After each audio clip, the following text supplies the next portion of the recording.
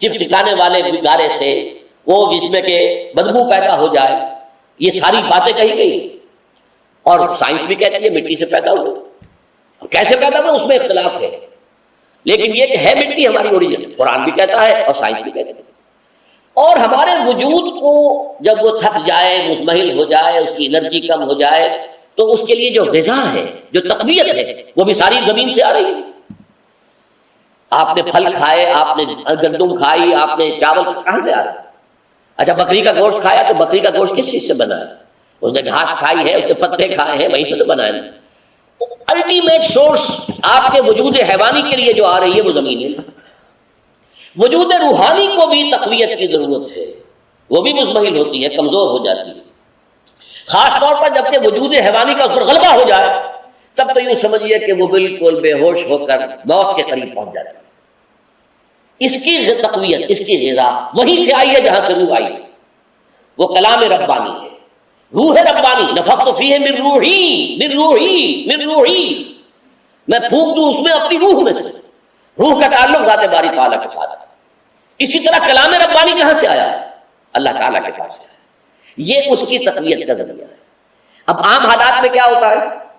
ہمارا یہ وجود حیوانی چھایا ہوا ہے ہمارے وجود کے اوپر، بیچاری روح جو ہے دبی رہتی ہے، پسی رہتی ہے. اگر خدا نے خواستہ ہم گناہ گار بھی ہیں، گناہ پر گناہ کا ارتکاب کر رہے ہیں، تو وہ روح جو ہے وہ قلب کے آئینے شیشے کے اندر ہے. فیہا مصباح المصباح فی زجاجہ الزجاجہ کانہا کوکب دری. قلب جو ہے شیشے کے مانند ہے جس کے اندر روح کا چراغ جل رہا ہے. اب اگر یہ اوپر جو شیشہ ہے اس پر دھواں آ گیا، لالٹین کی چمنی پر دھواں آ گیا، تو روشنی باہر تو نہیں آئے گی. اگر انسان گناہ کرتا ہے تو قلب پر رین زنگ آ جاتا ہے، یا حضور نے فرمایا ایک داغ لگ جاتا ہے، اور گناہ کرتا ہے اور داغ لگتا ہے، اور گناہ کرتا ہے اور داغ، یہاں تک کہ بالآخر پورا قلب سیاہ ہو جاتا ہے. اب وہ روح اندر بند ہو گئی، وہ دفن ہو گئی. اس کے لیے اب ضروری ہے کہ اب ایک پروگرام ایسا دیا جائے جو ریورس ہو جائے. دن میں روزہ رکھواؤ تاکہ وہ جو اینیمل انسٹنکٹس ہے وہ دبے. تو جب یہ وزن جو ہے اس کے اوپر کم ہوگا تو کچھ سائی آف ریلیف اسے ملے گی. جیسے بے ہوش آدمی پڑا، اسے کوئی ہلکا سا ہوش آ رہا ہے، آپ نے پانی کے کچھ چھینٹے دیے، اس کے بعد آپ نے رات کو کھڑے ہو کر قرآن کے انوار کو اتارا، بارش برس رہی ہے روح انسانی کے اوپر، قلب روحانی قلب انسانی کے اوپر، جس میں کہ وہ روح جو ہے وہ دفن ہے، وہ زندہ ہوگی اثر نو، ہوش میں آئے گی. اور ہوش میں آئے گی تو دو کام ہوں گے. ایک تو اسے قرآن کی عظمت کا احساس ہوگا، یہ قرآن میری حیات تازہ کا ذریعہ بنا ہے. میں دب گئی تھی، میں پس گئی تھی، میں بے ہوش تھی، میں نیند مردہ تھی، اس قرآن کی بارش نے، یہ ترشح جو ہوا ہے مجھ پر، اس نے مجھے حیات تازہ عطا فرمایا. یہ جو قدر کا احساس ہوگا قرآن کا، لعلکم تشکرون، تاکہ تم قرآن کی عظمت سے واقف ہو. ایک انسان بھوک کی وجہ سے اس کا شوگر لیول اتنا گر گیا کہ بے ہوش پڑا ہوا. اب ظاہر بات ہے کہ آپ اسے کچھ پانی کے چھینٹے دیں گے تو کچھ ہوش میں آئے، پھر غذا دیں گے تو وہ پوری توانائی پر آئے گا، تو معلوم ہوگا اسے اس غذا کی کیا قدر و قیمت ہے. اگر آپ کو بھوک ہی نہیں لگتی تو غذا بے معنی ہے. پیاس ہی نہ لگے تو آپ کو کیا معلوم کہ اس پانی کے اندر کتنی بڑی عظمت ہے، یہ میرے لیے کتنا بڑا انعام و احسان ہے اللہ کا. وہ تو پیاس پر جان پر بنی ہوئی ہو، اور پیاس اس وقت آپ کو ایک گھونٹ پانی کوئی دے دے تو آپ کو معلوم ہوگا دنیا و مافیا سے بڑھ کر ہے یہ ایک گھونٹ پانی جو مجھے ملا. اسی طرح جب روح دبی ہوئی تھی حیوانی وجود کے بوجھ تلے، جبکہ وہ نیم خوابیدہ یا نیم بے ہوش یا بالکل بے ہوش تھی، وہ دن میں تو روزہ رکھ کر اس پر سے حیوانی وجود کا وزن کم کیا گیا، اسے ایک ریلیف ملی. رات کو قرآن مجید کے انوار و برکات اس میں جذب کیے گئے تو اس کو پوری توانائی حاصل ہوئی. اس پوری توانائی کا پہلا نتیجہ تشکر، قرآن کا شکر. الحمدللہ الذی انزل علی عبدہ الکتاب ولم یجعل لہ عوجا. پھر وہ قلب کی گہرائیوں سے نکلے گا. سارا شکر اس اللہ کے لیے جس نے اپنے بندے پر صلی اللہ علیہ وسلم کتاب نازل کی اور اس میں کوئی کجی نہیں رکھی، کسی طرح کی ایش پیش نہیں.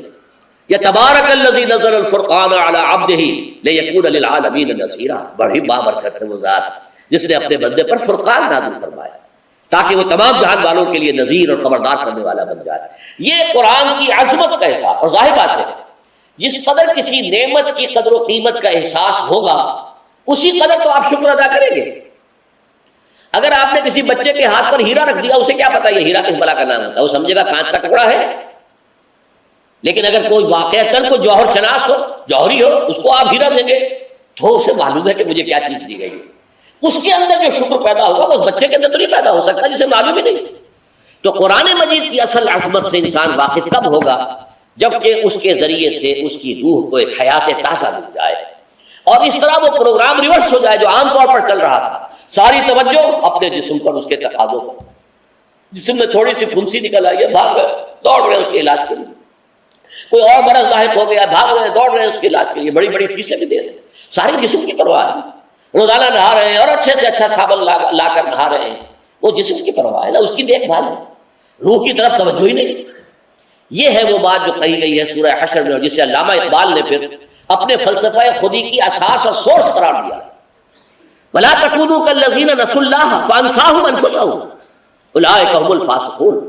دیکھو اے مسلمانوں، ان لوگوں کے مانند نہ ہو جانا جنہوں نے اللہ کو بھلا دیا تو اللہ نے انہیں اپنے آپ سے غافل کر دیا، اور یہی لوگ فاسق و فاجر ہیں. یہ سوال پیدا ہوتا ہے کہ انسان اپنے آپ سے کہاں غافل ہوتا ہے؟ کہاں اپنے وجود حیوانی سے غافل ہوتا ہے؟ کیا بھوک لگتی ہے تو ادھر ادھر منہ نہیں مارتا، غذا کو حاصل کرنے کے لیے کوشش نہیں کرتا؟ پیاس لگتی ہے تو کیا پانی یا کوئی اور مشروب تلاش نہیں کرتا؟ کوئی بیماری لاحق ہوتی ہے تو کیا اس کے علاج کی طرف توجہ نہیں کرتا؟ اسے آرام کی حاجت ہوتی ہے تو آرام نہیں لیتا؟ اپنے اس وجود سے تو غافل نہیں. کون سے وجود سے غافل ہوا ہے؟ وہ روحانی وجود سے غافل ہے. بھول گیا کہ میرے اندر روحانی وجود بھی ہے، اس کا تعلق ذات باری تعالیٰ کے ساتھ. اس نے سمجھا کہ میں بس حیوان ہوں، نرا حیوان ہوں، اپنے اس وجود کی اصل حقیقت ہی سے بے خبر، غافل. چنانچہ آج کے دور کا سب سے بڑا المیہ کیا ہے؟ ڈارون کے نظریے کے جو اثرات پیدا ہوئے ہماری معاشرت پر، ہماری سوچ پر، ہمارے فکر پر، ہمارے فلسفے پر، ہماری سوشولوجی پر، وہ کیا ہے کہ ہم بھی نرے حیوان ہیں. اللہ اللہ خیر سلام. یہ سب سے بڑی محرومی ہے اس دور کی کہ انسان اپنے اصل شرف سے خود ہی مستعفی ہو گیا. ہمارا کوئی وجود ہے ہی نہیں روحانی وغیرہ. روح کسے کہتے ہیں ہم نہیں جانتے، بس یہ جسم سے. ہم اللہ کو نہیں جانتے کون ہے کون نہیں ہوگا، ہم تو اس کائنات کو جانتے ہیں. ہم روح سے واقف نہیں، ہم کو اپنے جسم کو واقف. آخرت سے ہمیں کچھ پتہ نہیں، شاید ہو شاید نہ ہو، کچھ پتہ نہیں، لیکن یہ زندگی جو ہے اسے ہم جانتے ہیں. یہ ہے آج کے انسان کا سب سے بڑا المیہ، اور یہ ہے ماس اسکیل کے اوپر ارتداد. ذہنی طور پر مرتد ہو چکے ہیں انسانوں کی عظیم اکثریت مرتد ہو چکی ہے. یہ ہے در حقیقت کہ روزہ جو ہے اس پروگرام کو آ کر ریورس کرتا ہے. دن میں کھانے پینے، جنسی تقاضے پر پابندی، وہ وجود حیوانی کا بدن کچھ کم ہے. روح جو دبی ہوئی تھی یا سسک رہی تھی یا بے ہوش تھی یا نیم مردہ تھی، اسے کچھ ریلیف ملا. اب اس کے اوپر قرآن مجید کے تیرے ضمیر پہ جب تک نہ ہو نزول کتاب، گرہ کشاہ نہ راضی نہ صاحب کشاف، ہمارے دلوں کے اوپر بارش ہو رہی ہو انوار قرآنی کی. وہ ظاہر بات ہے کہ بغیر سمجھے تو نہیں ہوگی بارش، وہ تو آپ کو سمجھ رہے ہوں گے تو بارش ہوگی. ورنہ تو یہ ہے کہ ٹھیک ہے میں پہلے بھی عرض کر چکا ہوں، آپ کو ثواب تو ملے گا، لیکن یہ ہے کہ وہ اصل مقصد قرآن کی عظمت کا قلب کی گہرائیوں سے اعتراف جو ہے، اور اس پر اللہ کا شکر تو ادا ہوگا. لعلکم تشکرون، جبکہ قرآن مجید جو ہے آپ کے قلب کے اوپر نازل، اس کا مفہوم نازل. اچھا، اس کا دوسرا نتیجہ کیا نکلتا ہے؟ جب وہ روح جو ہے وہ ہوش میں آئے گی، اس کو حیات تازہ مل گئی، وہ اپنے اصل مرکز اور منبع اور سرچشمہ کی طرف جو ہے متوجہ ہوگی. عربی زبان کا ایک مقولہ ہے، کل شیء یرجع الی اصلہ، ہر شے اپنی اصل جڑ کی طرف جو ہے لوٹتی ہے. ہمارا وجود حیوانی زمین سے زمینی کی طرف لوٹتا ہے، یعنی مرنے کے بعد زمینی میں چلا جائے گا. اور نمبر 2، دنیا میں بھی زمینی خواہشات، زمینی تمنائیں، آرزویں وہ ہیں. ولکنہ اخلد الی الارض، جیسے کہ سورہ وہ کہا گیا ہے بلعام بن باعورہ کے بارے میں سورہ اعراف میں، وہ تو زمین ہی کی طرف دھستا چلا گیا. ہماری روح کا منبع اور سرچشمہ ذات باری تعالیٰ ہے، وہ امر رب ہے، لہذا فوراً انسان اپنے رب کی طرف متوجہ ہوتا ہے. یہ اللہ کی طرف متوجہ ہو جانا اور پھر اس سے ہم کلام ہونا اور اس سے دعا کرنا، یہ ہے روزے کا اصل مقصد. جب صیام اور قیام رمضان مبارک کا دوہرا پروگرام ہوگا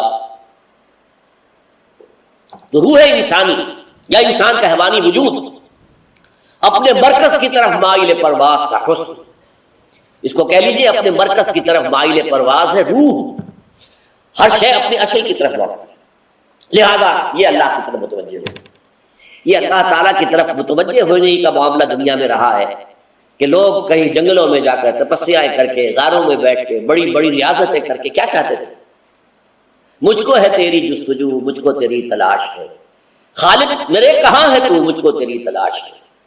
میں نے یہ نظم جو ہے تقریباً 6 سال جو ہے ہر روز صبح، ہمارا جو ہائی اسکول تھا اس میں جو صبح پریئر ہوتی تھی، لوگ سب جمع ہوتے تھے، پورا اسکول جو ہے اس میں ہمارے طلبا، تو یہ نظم جو ہے پڑھی جاتی تھی، مجھ کو ہے تیری جستجو، مجھ کو تیری تلاش ہے، خالق میرے کہاں ہے تو، مجھ کو تیری تلاش ہے۔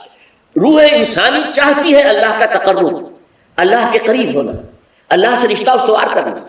یہ وجود حیوانی حائل ہے اس کے راستے میں، یہ حیات دنیاوی اس کے لیے پنجرا بن گئی ہے، اس روح کے لیے یہ ایک در حقیقت قید خانہ ہے۔